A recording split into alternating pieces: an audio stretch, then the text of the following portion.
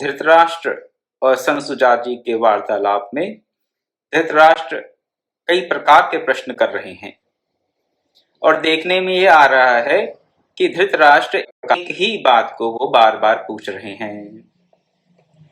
इसके बारे में थोड़ी सी चर्चा हमने पहले भी की थी कि ऐसा क्यों है, एक ही प्रश्न को व्यक्ति बार बार अलग अलग तरीके से क्यों पूछ रहा होगा, यहाँ पर धृतराष्ट्र क्यों पूछ रहे हैं।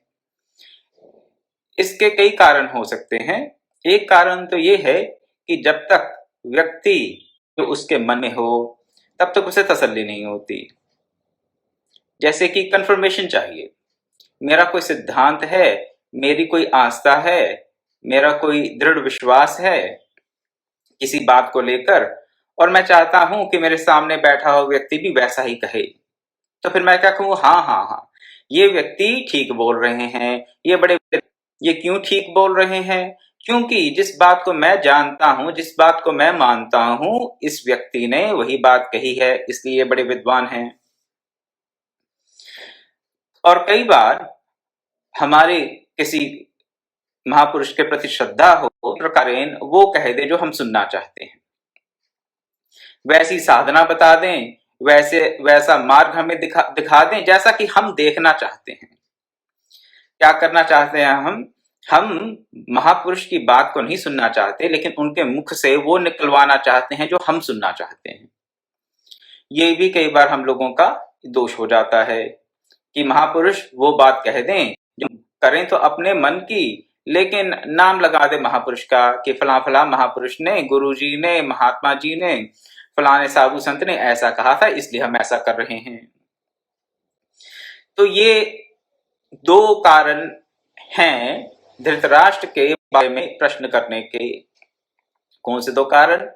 एक कि वो ये सुनना चाहते हैं कि जो उनके मन में है वो वही कहें, सनुसुजात जी वो कह दें जो उनके मन में है। और दूसरा ये कि कई बार मन बातें बैठी होती हैं, इतनी गहरी अंधविश्वास कह लीजिए बैठा होता है कि वो किसी महापुरुष के बताने पर भी एक बार बताने से नहीं निकलता। महापुरुष को, सत्पुरुष को, मुनि को, ऋषि को बार बार वो बात कहनी पड़ती है, लेकिन फिर भी हम अपनी बात को ही मन में घुमाते रहते हैं। उनकी बात को हम एक्सेप्ट नहीं कर पाते। क्यों नहीं एक्सेप्ट कर पाते किसी महापुरुष की बात को? क्योंकि वो जो कह रहा है या कह रही हैं वो हमारी अंतर मन से मेल नहीं खाता।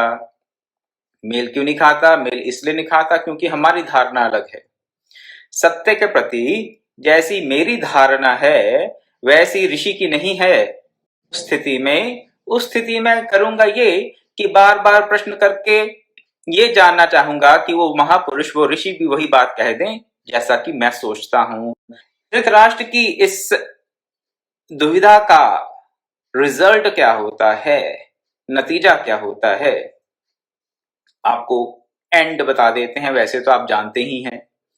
ये सारा ज्ञान प्राप्त करने के बाद धृतराष्ट्र के जीवन में कोई परिवर्तन नहीं आता। क्यों नहीं आता? पूरा वेदों का ज्ञान सनुसुजा जी ने दे दिया। पहले तो विदुर जी ने पूरी विदुर नीति सुना दी धृतराष्ट्र को। विदुर नीति ही अपने आप में एक अनुपम नीति है, पूरा जीवन जीने का विधान है विदुर नीति। उसके बाद भी और सुनने की जिज्ञासा थी। फिर विदुर जी ने सनुसुजा जी का आह्वान किया। सनुसुजा जी आए, पूरे वेदों का ज्ञान उड़ेल दिया, लेकिन धृतराष्ट्र के जीवन में कोई परिवर्तन नहीं हुआ। क्यों नहीं हुआ? महाभारत में ये देखने को नहीं मिलता कि धृतराष्ट्र ने ये पूरा उपदेश सुनकर अपने जीवन में किसी प्रकार का परिवर्तन, क्योंकि धृतराष्ट्र का ये सिद्धांत था कि जो प्रारब्ध है उसको हम नहीं बदल सकते, प्रारब्ध को नहीं बदल सकते, तो पुरुषार्थ का तो अर्थ ही नहीं है। धृतराष्ट्र का ये सिद्धांत था कि पुरुषार्थ का तो अर्थ नहीं है, तो प्रारब्ध, धृतराष्ट्र ने कहा है महाभारत में, एक ही नहीं बार, कई बार कहा है इस बात को। तो जो प्रारब्ध को प्रबल मानता है, प्रारब्ध मतलब पूर्व, हाँ, जो कर्म है हमारे, उनसे जो वही पूर्व के कर्मों का जो फल अभी वर्तमान में प्राप्त हो रहा है वही प्रारब्ध है, सीधे सीधे शब्दों में। और धृतराष्ट्र का कहना है कि प्रारब्ध इतना प्रबल है कि पुरुषार्थ अपनी एफर्ट का तो कोई फायदा ही। There is no point of making an effort because the prarabdha, our past karmic consequences are way too great. जो फैटलिस्टिक होगा, भाग्यवादी या फैटलिस्ट कह देते हैं जिसे इंग्लिश में, उसके लिए किसी भी प्रकार का ज्ञान निरर्थक होगा। ऐसा प्रसंग बताता हूं, मेरे साथ ये घटना हुई। मैं तीन चार साल पहले की बात है, विदेश में था। आधी रात क्या, रात के 10:30-11 बजे होंगे। उस वक्त मुझे मेरे एक मित्र का फोन आया, किसी और देश से फोन आया कि मेरे कोई जान पहचान का लड़का है और वो सुसाइड करने का प्लान कर रहा है।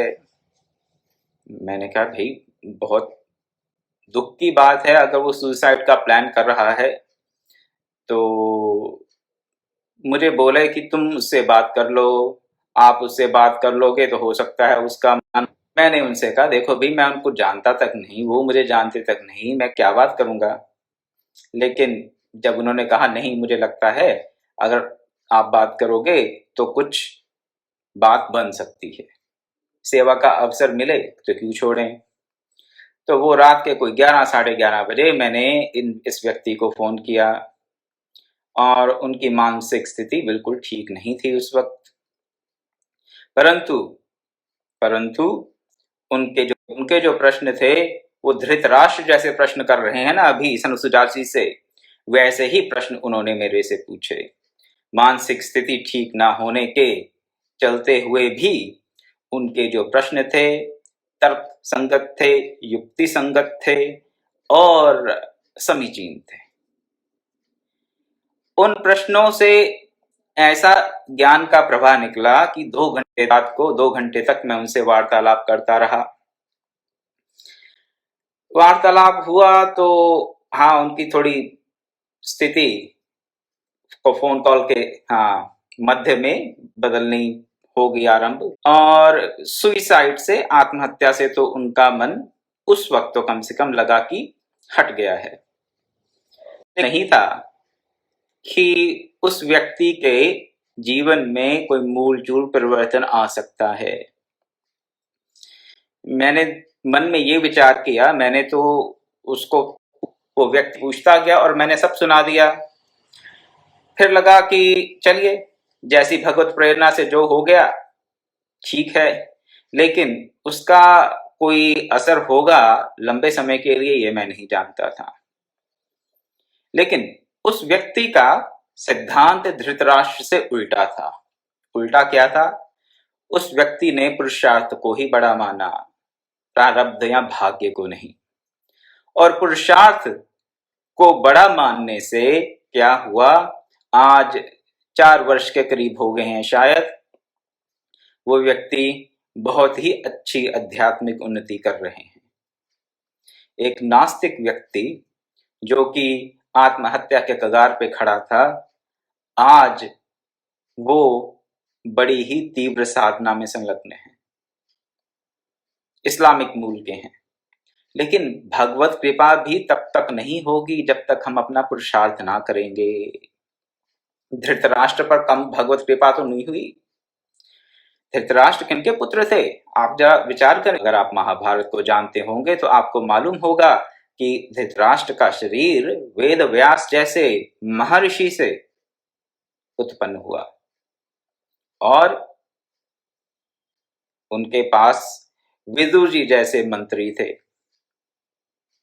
ऐसा सचिव, विदुर जैसा सचिव हो जिसका जो शरीर हो वो वेद व्यास जैसे महर्षि से उत्पन्न हो, और सनुसुजात जी जैसे परम तपोनिष्ठ, ब्रह्मनिष्ठ, परम भागवत जिनको आकर उपदेश दें, फिर भी कल्याण नहीं हुआ। कल्याण नहीं हुआ, क्यों नहीं हुआ? पुरुषार्थ क्या करेंगे, भाग्य जो प्रारब्ध, तो भगवत कृपा तो होती रहती है, लेकिन अगर हम पुरुषार्थ नहीं करेंगे तो सारा का सारा ज्ञान, सारा का सारा साधना की पद्धति जितना भी हमारी धरोहर है, आध्यात्मिक धरोहर है जो हमें परंपरा से प्राप्त है, हमें भारतीयों को, हम उसका तिरस्कार करते रहेंगे, करते आ रहे हैं, सदियों से करते आ रहे हैं।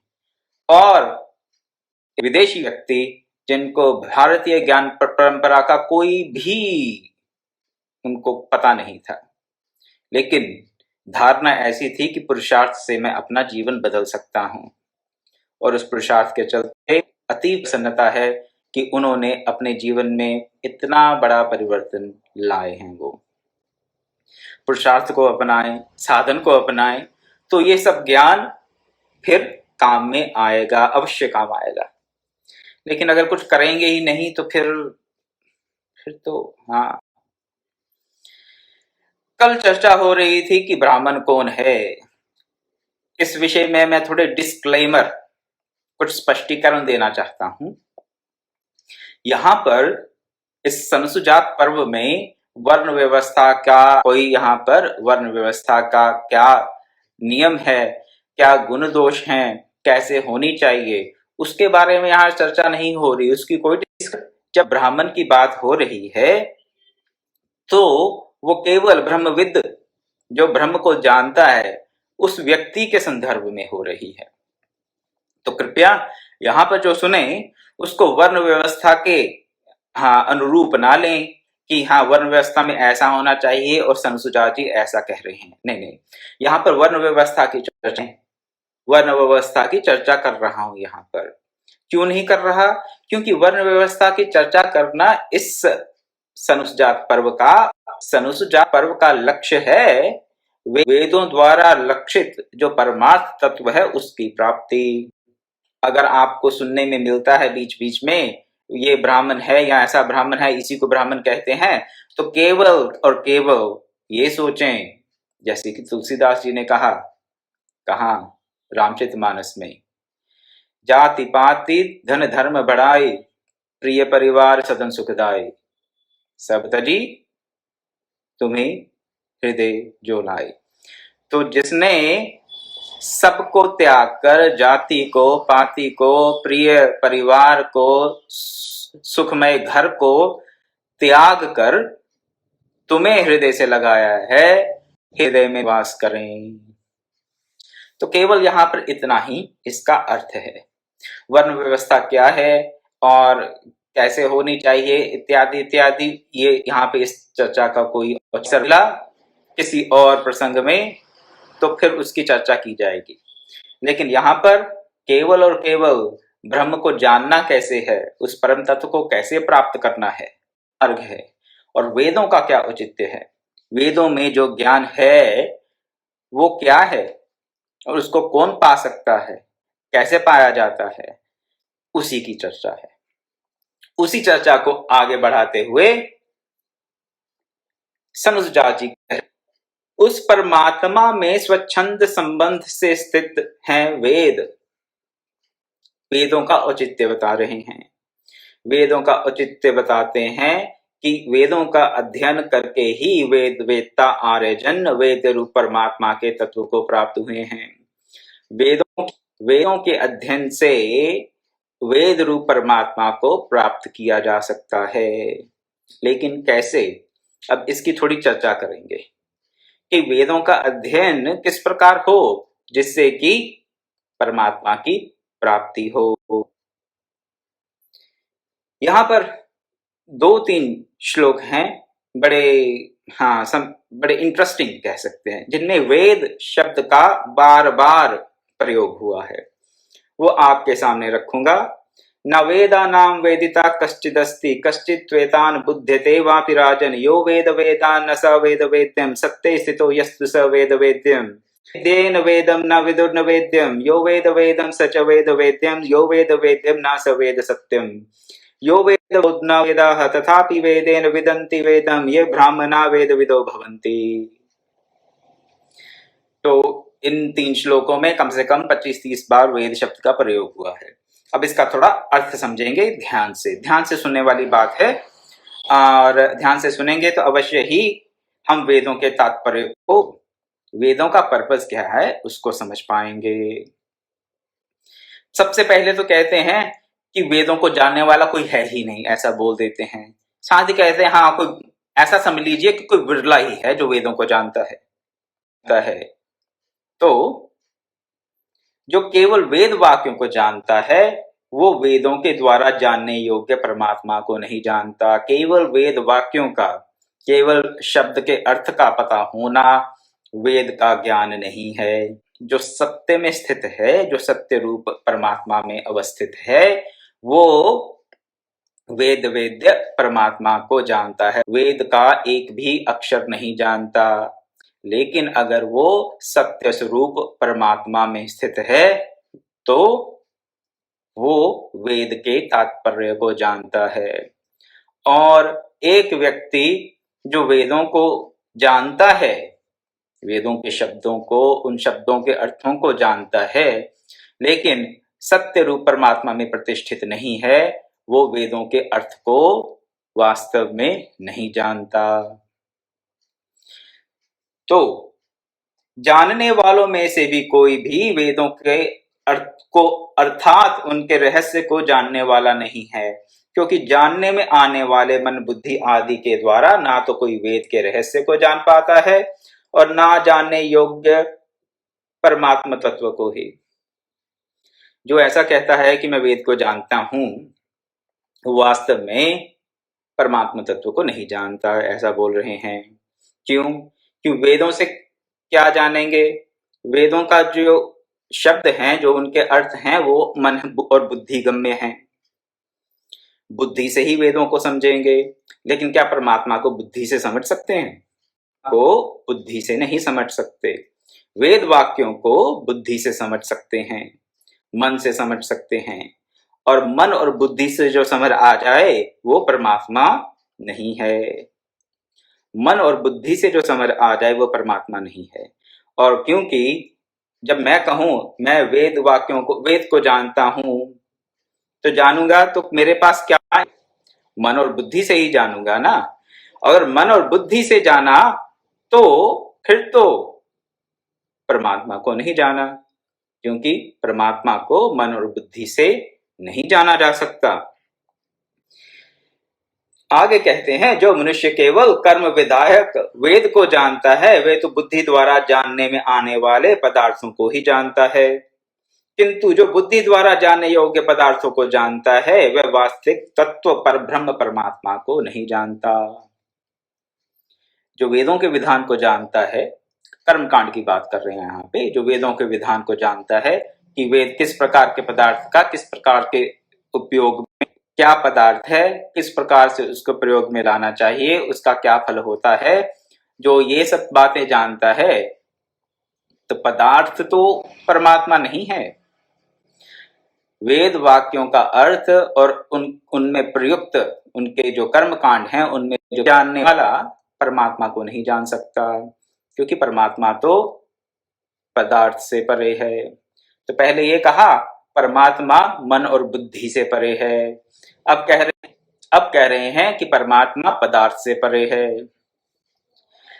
तो वेद वाक्यों के शब्दों से, अर्थों से, हमारे मन बुद्धि से और पदार्थों से परे है वो परमात्मा तत्व।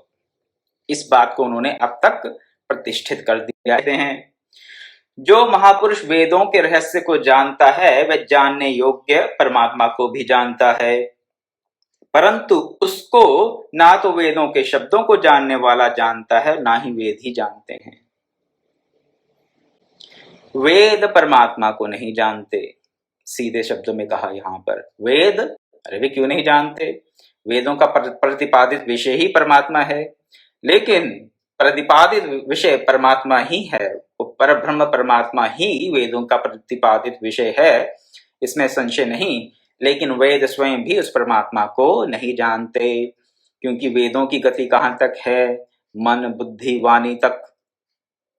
वेदों की गति मन बुद्धि। कुछ दिन पहले इस बात पे चर्चा कही थी कि मौन ही परमात्मा है और परमात्मा ही मौन है, क्योंकि परमात्मा की स्थिति वहां है जहां से सब प्रकार के शब्दों, सब प्रकार की वाणी का उद्गम होता है। इसलिए परमात्मा सब शब्दों से, सब प्रकार की वाणी से, वेद वाणी इंक्लूडेड, वेद वाणी को मिलाकर सब प्रकार की लौकिक वैदिक वाणियों से, क्योंकि परमात्मा सब प्रकार की लौकिक और वैदिक वाणियों से, शब्दों से, उनके अर्थों से परे है, इसलिए वेद उस परमात्मा को नहीं जानते। क्योंकि वेद का जो गति है वेद की, वो तो कहां तक है? केवल वाणी तक है। वेद का जो परमात्मा तत्व है बड़ा गूढ़ है, और जो उस परमात्मा तत्व को जानता है वही एक प्रकार से वेदों के तात्पर्य को समझता है, वही परमात्मा को जानता है, ऐसा लिखा है। तथापि वेद के रहस्य को जानने वाले जो ब्रह्मवेता महापुरुष हैं, वे उस वेद के द्वारा ही वेद के रहस्य को जान लेते हैं।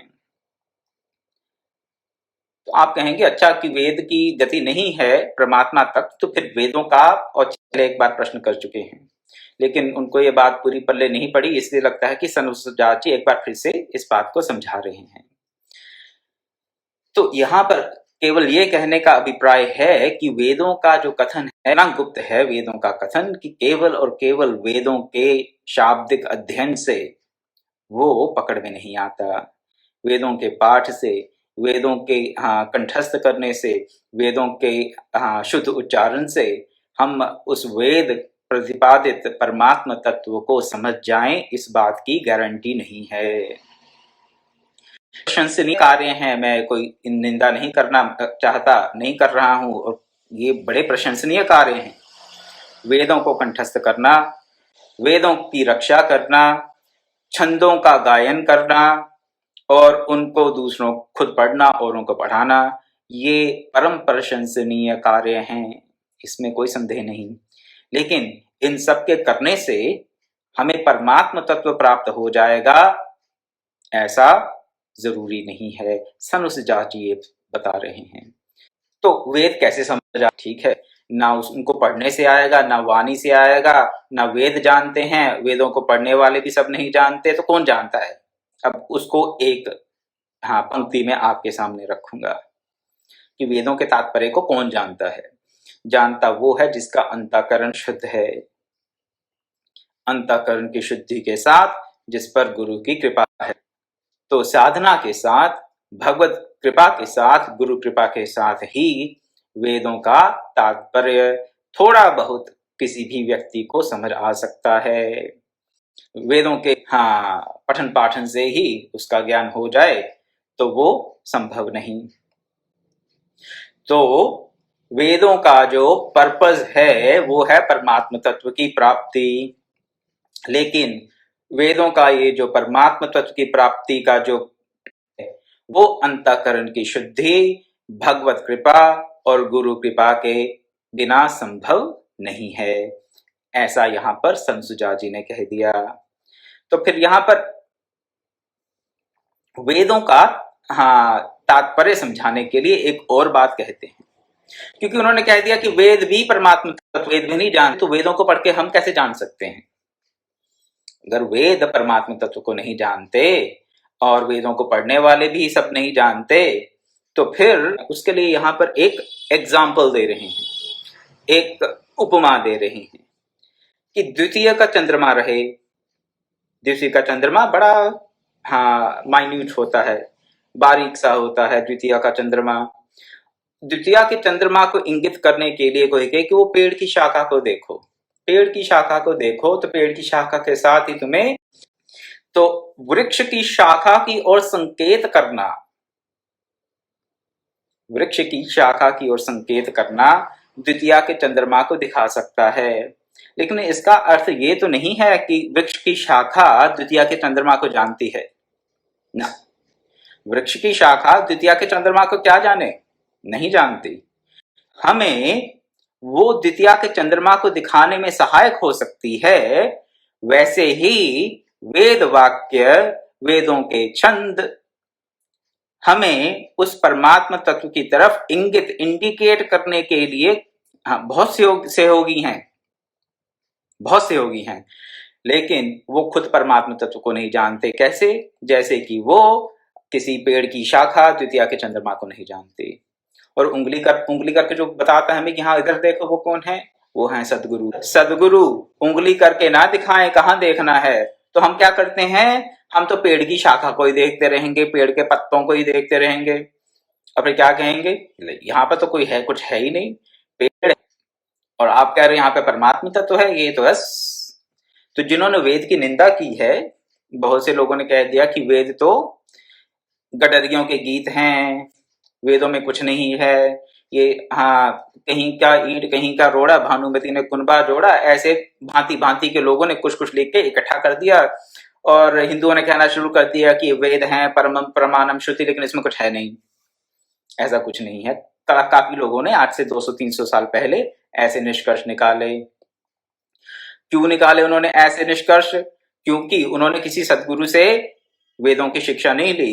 क्या किया, वेद इकट्ठे किए, ब्राह्मणों को हाँ पैसा दिया, उनसे उसका अर्थ पूछा, ट्रांसलेशन की, बड़े बड़े ग्रंथ लिख दिए। तो उन्होंने क्या किया, उन्होंने पेड़ देखा, पेड़ की शाखा देखी, पेड़ के पत्ते देखे, लेकिन द्वितीया का चंद्रमा दिखाने के लिए उनके पास कोई सदगुरु नहीं था। वो कहते कि नहीं, पेड़ की शाखा के साथ उसके साथ देखो, पर तो द्वितीया के चंद्रमा की तरह कोई भी परमात्मा तत्व की बात नहीं हो रही। यहाँ तो बस कैसे हाँ गाय धोनी चाहिए, और कैसे यज्ञ करना चाहिए, कैसे खेती करनी चाहिए, कैसे बर्तन बनाने चाहिए, यज्ञशाला कैसी बनानी चाहिए, मंदिर कैसे बनाना चाहिए, ये सभी चर्चा है, परमात्मा तत्व की कोई चर्चा नहीं है। तो वेद नहीं जानते परमात्मा तत्व को, लेकिन वो परमात्मा तत्व को इंगित करने में परम सहायक हैं। जब हम उनका अध्ययन किसी सदगुरु से करें, सदगुरु की शरण अपनाएं तब। और इसके आगे क्या कहते हैं, फिर से बात करते हैं कि वो किसको ब्राह्मण समझते हैं। संत सुजात जी की बात है, मैं फिर से दोहरा रहा हूं, चर्चा करने के लिए इस बात को नहीं कह रहे संत सुजात जी, वो ये कह रहे हैं कि ब्रह्मविद कौन है, ब्रह्म को जानने वाला कौन है, उसके लक्षण बता रहे हैं। केवल उस दृष्टि से आप इसका श्रवण करें। तो उसी को ब्राह्मण समझता हूं जो परमात्मा के तत्व को जानने वाला और वेदों की यथार्थ व्याख्या करने वाला हो, जिसके अपने संदेह मिट गए हों और बाकी सबके संदेह भी मिटा सकता। तो ये सोच लेना कि हम परमात्मा तत्व को जानते हैं इसलिए वेद का अध्ययन आवश्यक नहीं ना, इसका भी वो निषेध कर रहे हैं। संत सुजात जी इस बात का भी निषेध कर रहे हैं कि अगर आप ये सोचें कि मैं तो परमात्मा तत्व को जानता हूं तो मुझे वेदों का अध्ययन करने की क्या आवश्यकता है, आवश्यकता है, क्योंकि श्रोत्रियम ब्रह्मनिष्ठम कहा गया, बात हो श्रुति को जानने वाला हो। श्रुति क्या है, वेद है, और श्रुति क्या है, श्रुति को जानने वाला हो और ब्रह्मनिष्ठ भी हो, परमात्मा तत्व में भी अवस्थित हो, परमात्मा तत्व में भी अवस्थित हो और श्रुति को भी जानता हो, ऐसा ही व्यक्ति ब्राह्मण कहा जा सकता है, जिसके अपने सारे संशय चले गए हैं और वो औरों के भी सब संशयों का निवारण कर सकता है। उसी को यहाँ पर इन्होंने ब्राह्मण या ब्रह्मविद शब्द से अभिहित किया है संत सुजात जी ने। आगे और भी बातें बताते हैं कि इस परमात्म तत्व की खोज कैसे करनी चाहिए, उसके लिए किन किन बातों का सहारा लेना चाहिए, वेदों के अलावा और किन किन बातों का सहारा लेना चाहिए और किन किन बातों का परित्याग करना चाहिए। लेकिन आज समय बहुत हो गया, वेदों की चर्चा करते हुए, वेदों की तो नहीं लेकिन वेदों के तात्पर्य की चर्चा करते हुए, तो आज की कथा को यहीं विराम देंगे। ओम पूर्णमदः पूर्णमिदं पूर्णात् पूर्णमादाय पूर्णमेवावशिष्यते। ओम शांति शांति शांति। हरि ओम तत्सत्।